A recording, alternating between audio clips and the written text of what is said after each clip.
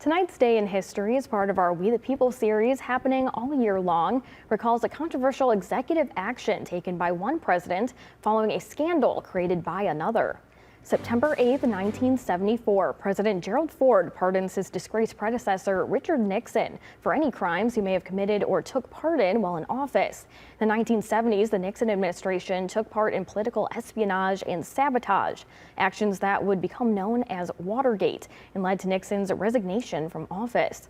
The first appointed president, Ford defended his decision to pardon Nixon, explaining he wanted to end the national division created by the scandal.